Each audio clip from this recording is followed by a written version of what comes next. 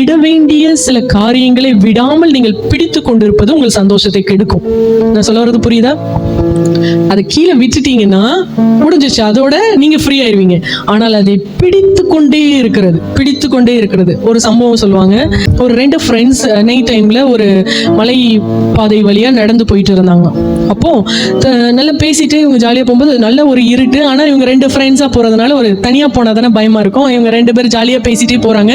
பேசி இந்த மாதிரி போனோம் பண்ணணும் அப்படி பேசிட்டே போகும்போது திடீர்னு இவர்கள் பாதை கவனிக்கல.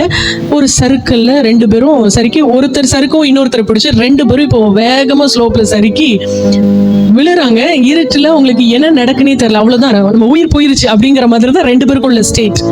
அப்படி பண்ணும்போது ஒரு மரக்கிளையில ஒருத்தர் போய் லாக் ஆகுறாரு. அவர் மேல இன்னொருத்தர் வந்து லாக் ஆகி ஒரு மரக்கிளையில இப்போ 2 பேரும் தொங்கிட்டு இருக்கிறாங்க. கிட்டத்தட்ட இது மிட் நைட்டு 1-2 மணிக்கு நடக்குதுன்னு வச்சுக்கோங்களேன்.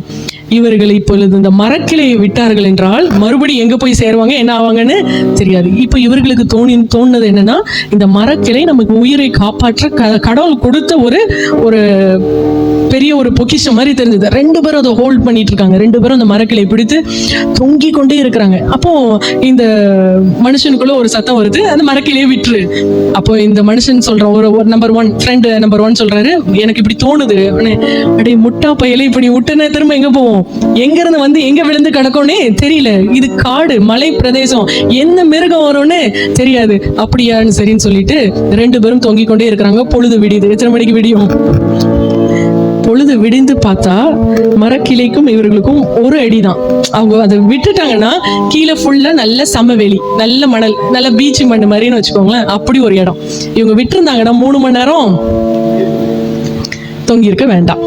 நிறைய வேலைகளை நம்ம கூட அப்படிதான். ஆண்டவரே இது இல்லைன்னா என்னால வாழ முடியாது, ஆண்டவரே இது இல்லைன்னா என்னால ஜீவனம் பண்ண முடியாது, இதுதான் எனக்கு ரொம்ப முக்கியம், இது எப்படி நான் விடுறது? ஆண்டவர் சொல்றேன், நீ இதை விட்டுட்டு வா, நான் உன்னை மனுஷர்களை பிடிக்கிறவர்கள் ஆக்குவேன்.